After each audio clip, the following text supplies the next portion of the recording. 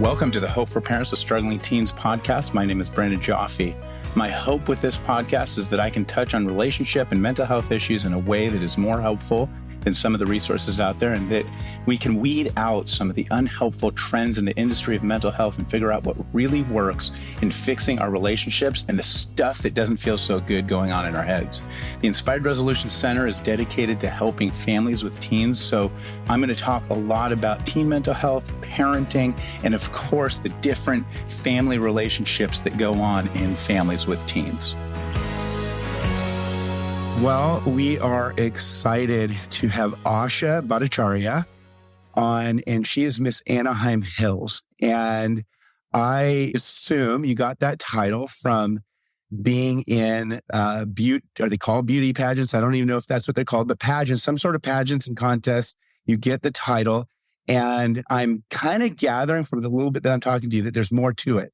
But I thought that having you on this show today to talk about teens and body image would be totally perfect, because getting to know you at an event that we were at, I just kind of noticed that they presented you and you were involved in mental health work and you had some more to say. And it quite frankly shocked me. And it was pretty cool to hear. Body image is something that's difficult for adults. It's something that's difficult for teens. We all talk about the teens. And I'm seeing it in littles as well. But today, Asha, I want to focus on teens specifically.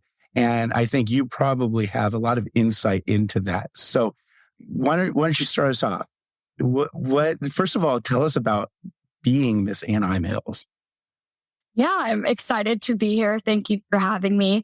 I actually met you while I was at an event, as you just said, and that's my favorite part about being a title holder in the Miss America organization.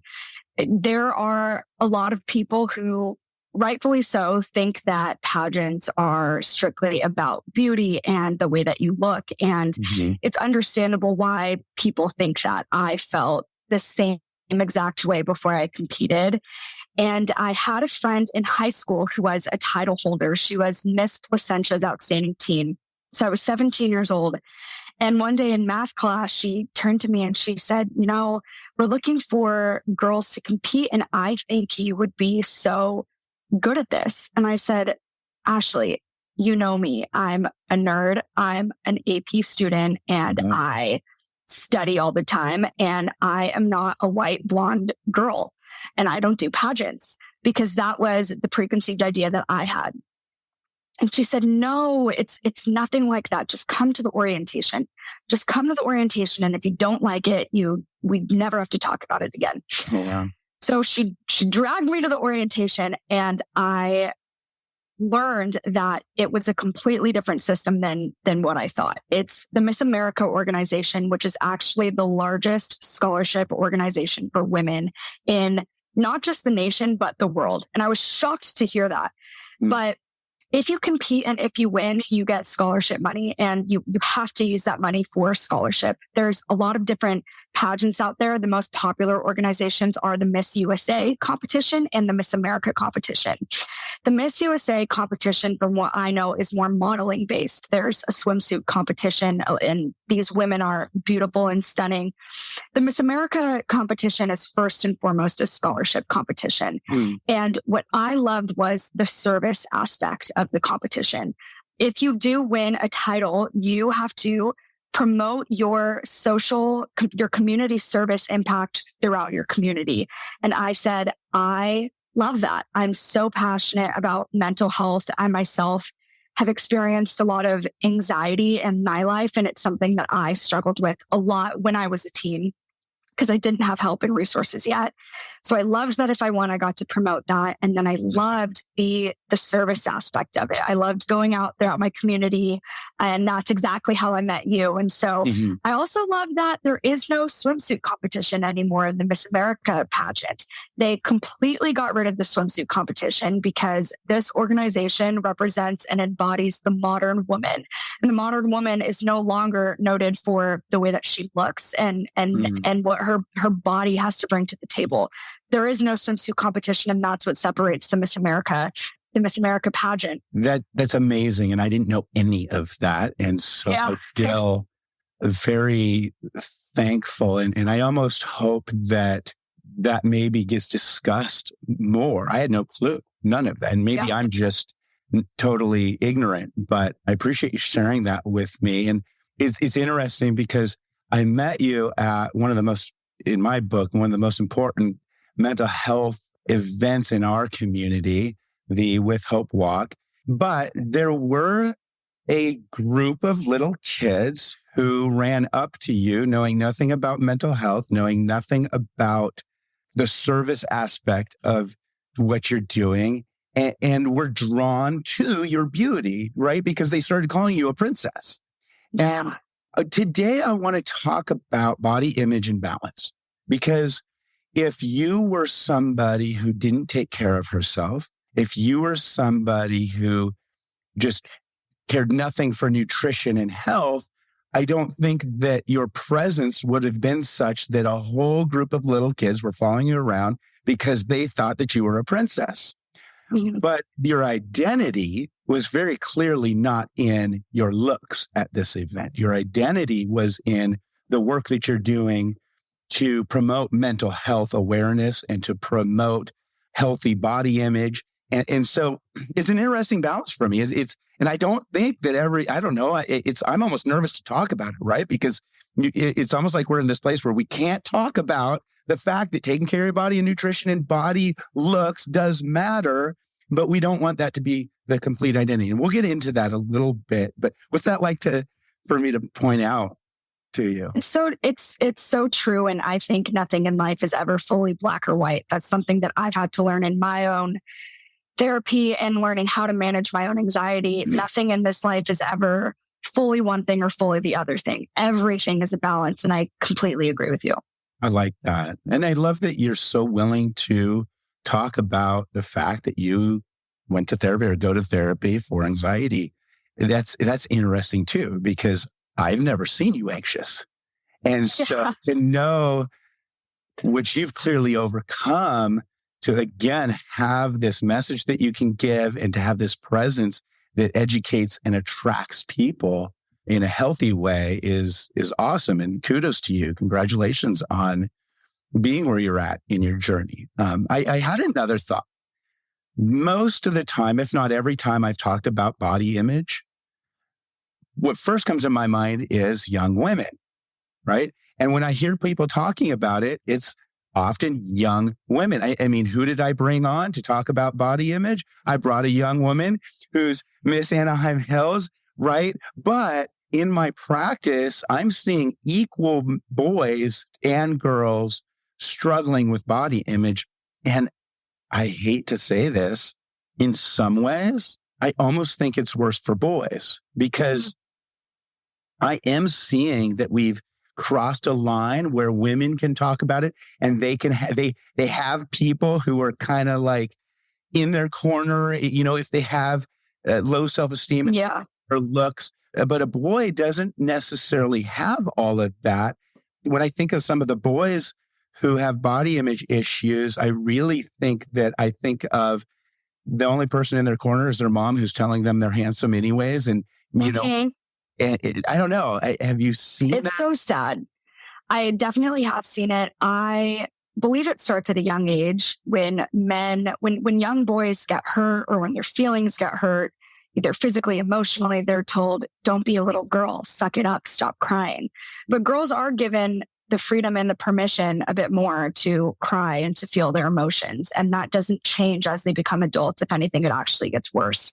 And even if you look at it on Instagram comments, right? Girls will post selfies and they'll feel beautiful. And you see all the comments of their girlfriends hyping them up. Oh my gosh, slay, queen, you look so cute, work, I love you. Boys don't get that, right? They don't get that assurance. I have a lot of guy friends who have opened up to me and have talked to me about it. And they've admitted, you know what? It's really hard. It's really hard not having assurance. And they actually love when somebody tells them, hey man, you look really good today. It'll make their day the same way that it makes, my day. Yeah. As you're talking about that, a few things came to mind. Number one, you're right.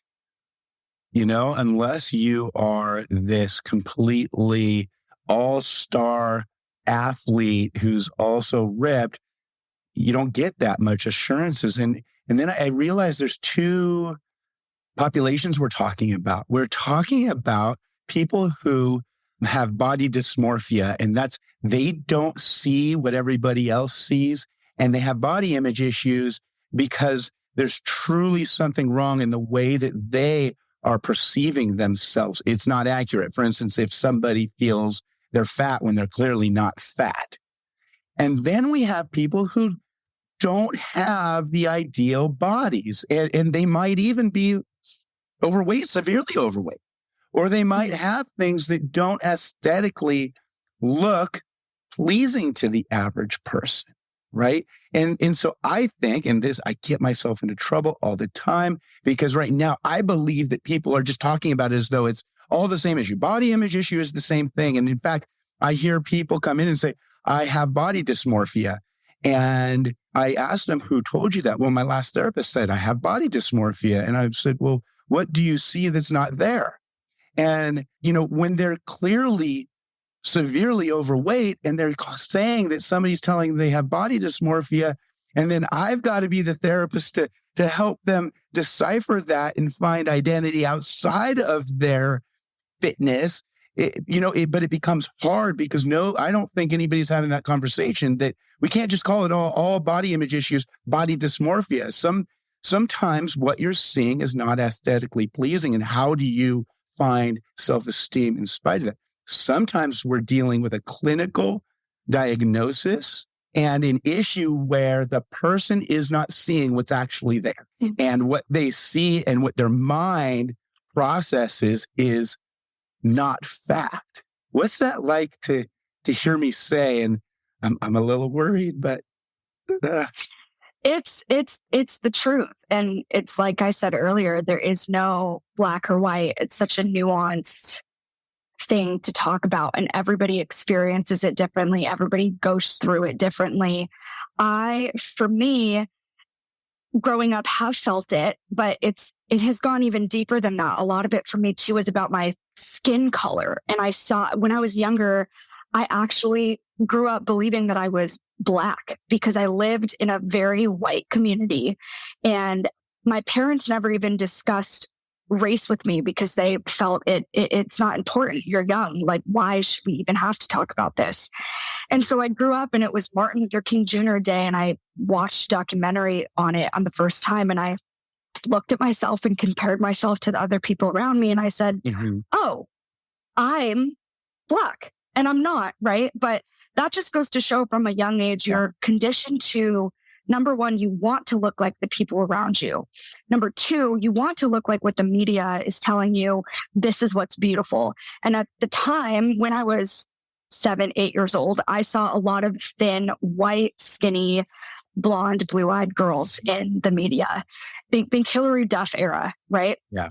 And thank God a lot of that is changing now, and there has been more diversity brought up. But I say that just to further solidify the point that the experience is different for everybody, and nobody has the same thoughts and emotions as they go through it.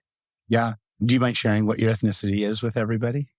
Yeah. I'm Indian. Both of my parents were born in India, and I was born here in Orange County, native Orange Countyan. Okay. And the culture of your parents, has that affected, you said that they didn't really talk ethnicity or skin color with you. Are there other ways that it's affected body image perception or your ability to process what you're thinking or feeling or experiencing? Yeah. Did culture play a role at all? Absolutely. I felt such a conflict of culture as I was growing up. I really wanted to be like every other kid. And I don't think that that's abnormal. And so I wished that when I invited my friends over, my house didn't smell like curry. I wished it smelled like whatever their house smelled like. I remember being so conscious of my mom's and my dad's accents. And I wish that they didn't have that. Probably the most interesting thing was I've called my dad Bubba my whole life because Bubba is what I call my dad in Indian dialect, right? And when my friends would come over, I wouldn't call my dad Bubba. I would call him Dad. And it was the most Hmm. I've never felt like I've betrayed myself in my life more than in that moment. Oh, wow. To completely let go of your identity because you feel that you need to be something other than what you are. And it's been a big thing that I've had to work on as I've healed, is wanting the love of other people stems truly from feeling that you authentically as Asha is not enough. And so it started from a really, really young age. And I'm so happy to say that now at the age of 24, I gladly at an event as Miss Anaheim Hills, my dad came as my chaperone one day and I screamed across the event, "Hey, Baba, can you take my picture?" And it was such a beautiful moment. And when my friends come to my house now and they smell that Indian smell, I said, "Let me tell you what we just made. You have to try it." Yeah. Right. So it can change. And I'm really glad that it has. Yeah. Well, that's amazing. And that's one of those pieces that nobody's talking about or would say. The fact that what you call your dad was something you had to be conscious of, let alone anxious about, is really mind blowing. And you said that you let go of your identity completely. And I'm going to be a therapist right now. And I'm going to suggest that you did not let go of your identity completely. You tried to build on your identity as somebody who has friends. Mm-hmm. And yes, you tried something out, but you notice where you ended up. You ended up embracing all of your identity. And so remember that, and I want all teens, any parents to remember we're on a journey. And when I hear somebody say that they completely betrayed themselves, they didn't. You were on a journey. Let that go. Don't let that be a source of guilt. Let it be just an acknowledgement of the journey you were on to find the identity you're in now. I love that. What a beautiful way to think about it, right? And it's funny too, because now as I compete, we all have our own talent that we have to show. And I am doing a comedic monologue about my family. Oh. And so I talk about the humorous cultural elements of me being an American girl growing up in an Indian family. Because it's so funny. A lot of times people ask me, "What are you?" And I'm just like, "I'm American."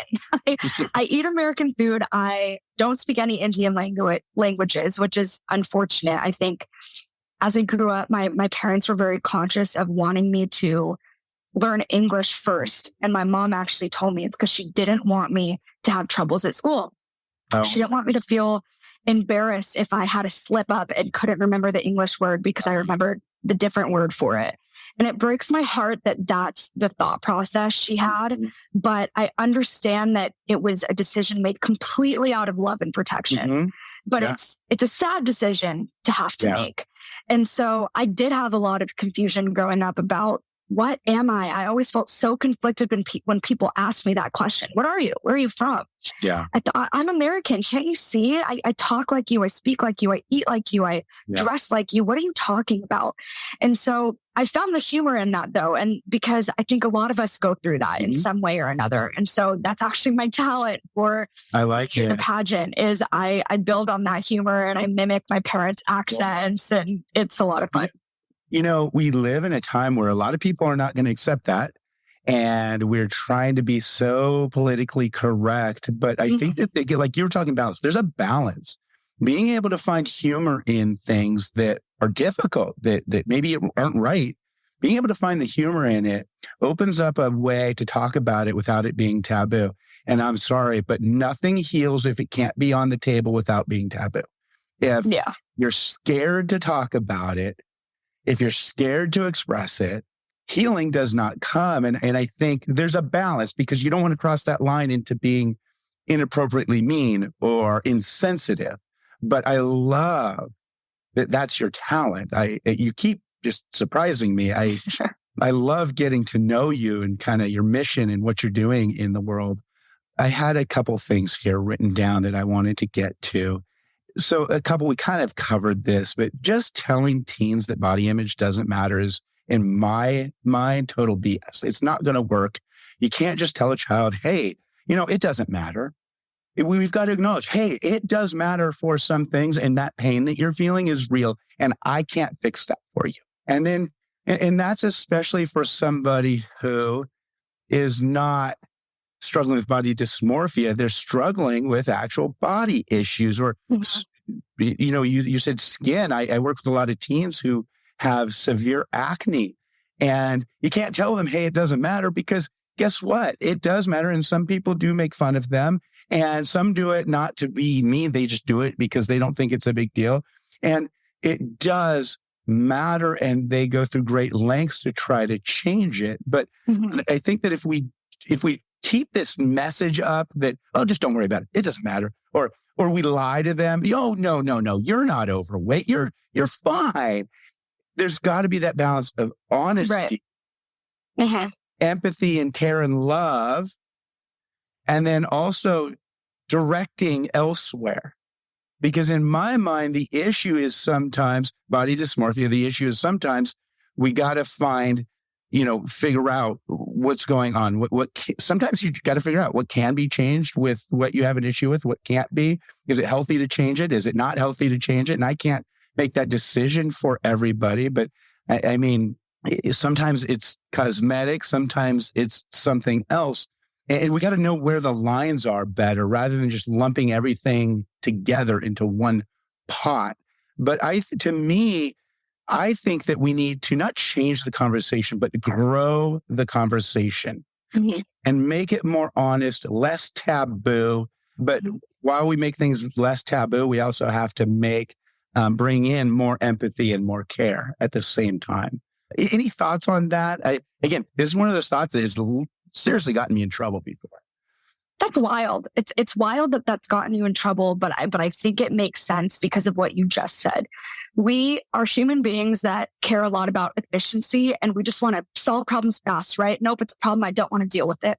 So what's the easiest way to make a problem go away? Oh, it's not that bad. Don't worry about it. Stop freaking out about it. But all that does is it's just a form of non-acceptance. And what I've learned in my own healing journey is that non-acceptance only creates more suffering. And whatever feeling you have is valid. There is no such thing as a feeling or an emotion that is not valid, because that feeling and that emotion is true for you and is true for your own experience. Right. So to say, oh my gosh, I feel fat, but I'm just being dramatic, I just need to stop. That's a form of non-acceptance. And you are going to continue suffering because that feeling of being unhappy about your weight is not going to go away. And on top of that, you're adding suffering because now you feel guilty for feeling bad. So that's the biggest thing I've had to learn in my own experience with my own mental health. I used to get really mad that I was anxious. Asha, you have such a wonderful life. Just stop being anxious. Well, guess what? The anxiety never went away. Right. And on top of that, I was just suffering because I was feeling bad about being anxious. Yeah. So number one, if you have a feeling, it's always valid. No ands, ifs, or buts about that. Yeah. Number two, let yourself be comfortable with the uncomfortableness. Nice. I think a lot of people, and myself included, would label emotions as good or bad. Yeah. There is no good or bad, right? But we think that feelings of unhappiness, of insecurity, of fear are bad emotions. Right. No, they're not. They're actually extremely healthy emotions. And I love the word emotion because it's rooted in the word motion, right? Emotions play an evolutionary, they're really important evolutionarily speaking. They are supposed to give you cues about what to do next. Yeah. So if you're feeling fearful, your body is trying to give you a cue of you need to take action. So accept this feeling and now take action. And so let's talk about body image. If you, as you mentioned, balance, maybe you feel that you are overweight, you don't feel good, you feel sluggish. If you are trying to shove away this emotion of not feeling good about who you are and you don't accept it, you don't take the time to accept the unhappiness, then you are also then pushing away your body's cue of trying to tell you, hey, Asha, what's the motion that we're going to take now? Is this a cue for us to build a more active lifestyle? Is this a cue for us to pay better attention to the nutrition that we have and what we're feeding our body with, right? So really, my biggest advice to everybody and to me as I say this is listen to your body and don't shrug away your emotions because your body is trying to communicate to you about the next course of action. That is so good. And I love a couple things. Number one, I tell my clients all the time, you are not going to change if you don't get uncomfortable. Yeah. And when we talk about body image, we don't like to talk about change for some reason other than just, I'm going to feel good about the thing that I don't feel good about. But sometimes the way to feel good is to improve something. Sometimes the way to feel good is to admit that your mind is lying to you about that thing. Mm-hmm. And sometimes it's a little bit of both. And it reminds me, you were talking about your skin. It reminds me of when I was little. I lived in Orange County, right on the cusp of Villa Park. And everybody was like, and there's been several movie stars and athletes that came out. I just happened to grow up at a time that everybody was a superstar. And I was not very athletic. And I actually grew up thinking that I was fat. And I was called fat often. I remember when I was in school, they would grab my love handles. And so I thought that I was fat growing up. And so I had kind of shared that with my significant other. And we were talking about it, and she had an opportunity to see some pictures of me. And she said, I thought you said that you were fat when you were younger. And I said, well, I was. And she goes, no, you weren't. And I'm looking at these pictures going, oh my gosh, where did this come from? Now, if I had my shirt off, I had some rolls, but I wasn't fat. I was a little pudgy, but I was a water polo player. I was athletic enough to play sports, but I wasn't a superstar. I went on to become pretty athletic and ended up getting a scholarship for sports, which I could barely throw a baseball when I was younger. But my point being, it was so interesting to me for her to say that, because the reality was, yeah, she's right. From an adult's perspective, I was not. But back then, I thought that I was. But there's another piece to that. I have a little fat boy that lives inside of me that loves food. I love to cook. I come home from work and I stand in front of the fridge, and 8 times out of 10, I eat when I'm not hungry, and I battle working out and battle trying to eat healthy. And then I don't eat healthy, and then I eat healthy, and then I don't. Sometimes I don't love my stomach. Sometimes I don't. But I'm not a fat person, but I am somebody who does want to work on my health and continue to work on my health. And a part of that is how I look. But that's not all of it. I've got a daughter. I want to be able to play and everything else. But I'm not going to ignore that there is a vain piece to me that wants to look good. But for that sure, can't become the entirety of why I take care of my body. That can't become my obsession and my full identity. And that's something that I want to touch on briefly before we end here. And that's that I think that there's a few things going on that maybe we can bring to the conversation from now on for people. Number one is, let's have a more honest conversation. Let's have a more honest conversation. The teens have a more honest conversation. Let parents have a more honest conversation. The people, the mental health professionals, let's be more honest about all aspects. The fact that there's, like you said, nuanced issues going on. They're not all the same issues. Let's be honest about how the role of acceptance plays. Let's be honest about what you were talking about. How if you aren't honest about just kind of where you're coming from and what you want to work on, and that's not isn't the everything, but it's a lot of the thing, then, if we pretend like it's just just shove it away, like you said, just push it away. That's not an issue. Let's just pretend like that's not an issue. That's not being honest.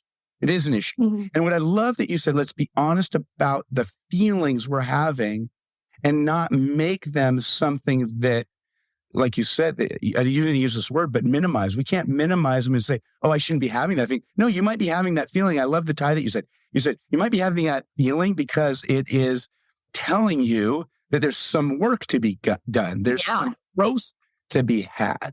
But then on the other end, let's not let these things get out of control and become uncontrollable insecurities. And like you, I don't think insecurities are necessarily bad. Sometimes they are that cue. Is that the word you used? Cue? Yeah. To focus on something and let it be a conversation that isn't taboo. I want to get rid of that because as we talk more about mental health, I'm noticing that some things that were taboo are not taboo, but we're creating other things that are taboo. And then we've got this, I find myself being an old school therapist going, oh no, I don't know what to talk about, when and how, and oh, am I going to tick somebody off right now? So No, I agree. And also just know that nobody has it figured out. You could look at me and say, oh my gosh, she's Miss Anaheim Hills. But oh my gosh, I also totally struggle with how I look. It's not this ever-present feeling that I have all the time, but I absolutely will look in the mirror sometimes and be like, oh, I look a little pudgy, or oh, I hate the way my hair looks. That's so normal. And you could be the most beautiful person ever, and you're still going to have those thoughts because you are human. So even though we all don't vocalize that, that's very, very normal. I also want to say that so much of what you see on social media is going to affect the way that you feel. And I found this person on Instagram that I do want to share with you all. I don't even know this person, but I found her on my feed one day, and she has changed my life. Her name is Brie Lenahan, and she posts these wonderful photos of what Instagram captures of her. And she's got this beautiful body, and then you slide, and then the next slide is reality. And it shows all of her roles. Every single post that she does is Instagram versus reality. It's the same exact person, the same location, the same outfit. It's just showing that what you see on Instagram is not real. It's curated, and you're sucking in, and you've got a filter, and you've got an edit. And then the next slide is the exact same thing, just real life. Yes. And that, I want everybody to remember that what you see on social media is somebody's highlight reel. They have taken 50 photos, and they've chosen one photo that they like, that they think they look good in, and that one exact angle. Yes. I know, because I do it all the time. I go to all of these events as Miss Anaheim Hills, and we take hundreds of photos, and I find the one that you like. Yes. my hair looks so good, my body looks so great. Of course I do that. Don't we all? Right? Yeah. And so really just remember that everybody's got roles. Everybody has got some pudge on them. Totally normal. I remind myself that I like to work out because I feel good mentally. Yes. And the benefit of looking great is absolutely, I want that. Absolutely, I want to look great. Who doesn't? But I started working out because I wanted to look good. And then I kept working out because it felt good. I wouldn't have kept working out if it didn't feel good for me mentally. I started eating healthy because I wanted to look good. I kept eating healthy because it feels good. And I'm not going to lie, last night, I totally binge ate banana chips from Trader Joe's, corn chips from Trader Joe's, and I had like 4 cupcakes from Trader Joe's. I'm a big Trader Joe's fan. Trader Joe's is amazing. Those corn chips are ridiculous. So good. So good. And I did it because I had a 15-hour day at my work, and I was so stressed, and I emotionally ate. And that's super hard to admit, but you got to admit these things in order to be real and honest with yourself. Yes. I admit it openly and honestly on this podcast. It's super embarrassing to talk about, but it's the truth. Yeah. And I feel disgusting today because I had no nutrients in my body, right? Mm-hmm. I had no nutrients yesterday. I had a bunch of starches and fat, and now I feel lethargic. And all it did was just remind me, hey girl, you got to eat some veggies, not to look skinny, but because you don't feel good. Yes. So pay attention to that. It's hard because you want to look good, but to engage in exercise and in healthy eating is not sustainable if you don't focus on the way that you feel. Yeah, absolutely. I am with you.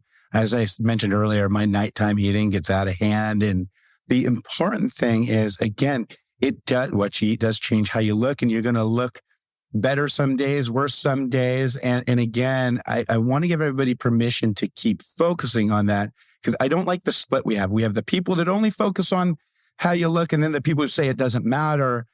And I want to tell everybody, like you, it's a balance. And it's okay to want to look better, but it's more important to want to feel better. And once you have a kid, I have a 4-year-old daughter, you really need to work out and eat well, because they get exhausting, and you got to get down on the ground, and you got to be able to throw them in the air if you want to be the cool dad.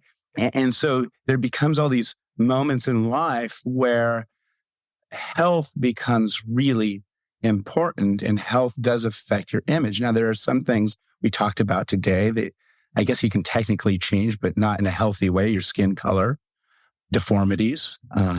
You can't change your biology, right? We all have different metabolisms. I will never be the soccer skinny model looking dude. I'm just a big dude. Every time I go somewhere, people go, man, you're kind of big.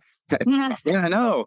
And I've had periods in my life where I wish I could be that skinny, ripped dude. And it's just not me. But I can be athletic and I can be healthy and I can look my best. But yeah. And the idea of what looks good is always changing in the media too. Yeah, I think sure. 15 years ago, it was skinny, small, white, blonde girl. And now it is thick, big butt.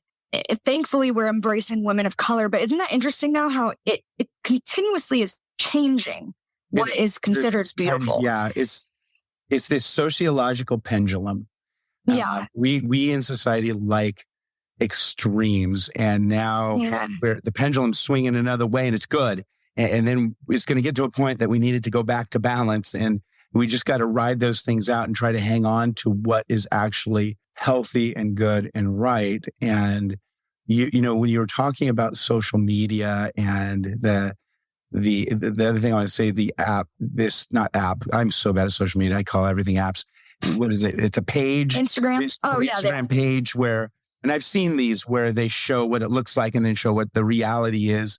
And so I wanted to say the message right now for social media is all about do it less, do it less, do it less. And I don't know any teams that's actually being followed. Right. That message isn't working.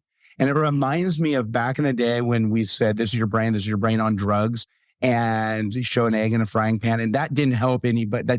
During that time, actually, drug use increased. And so I agree with everybody that we need to reduce social media and all electronics, period. However, that message isn't helping people get healthier. And I don't know that overall that's going to happen. I actually think that it's going to increase just because of the way society is going.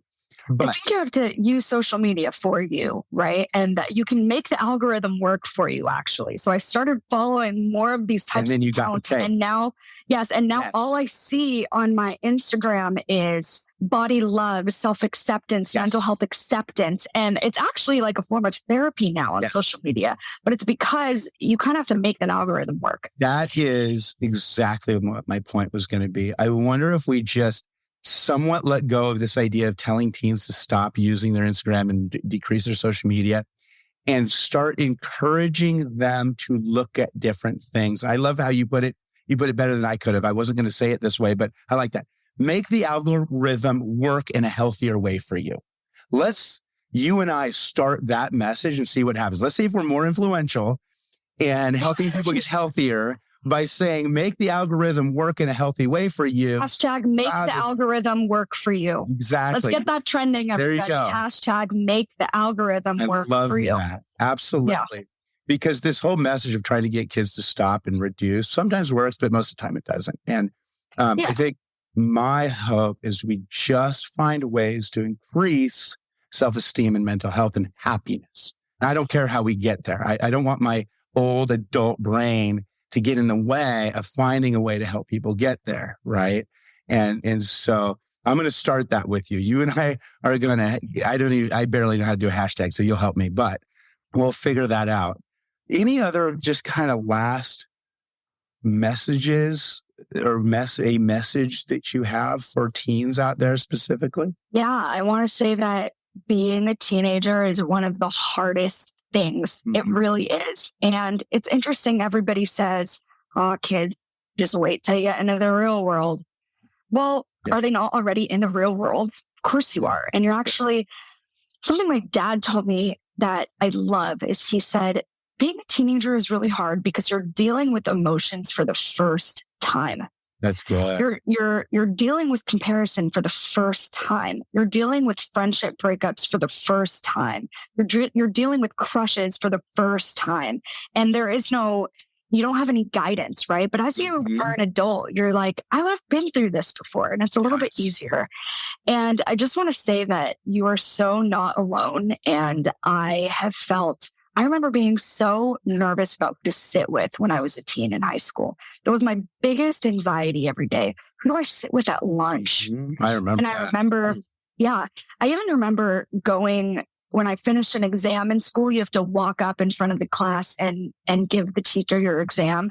I would get intense anxiety every time I did that because I thought, how does my hair look? How do my clothes look? Who's looking at me? Sure. Being a teenager is so hard. And I just want to remind everybody, regardless of your age, to give yourself grace and to honor your emotions and know that everybody deals with insecurity. I deal with it. My favorite artist, Taylor Swift, deals with it. She has a whole documentary about how she was fat shamed and how she had an eating disorder. And we look at people who we think are so beautiful and have the perfect lives, and they deal with it too. So do not feel alone in it. Wow.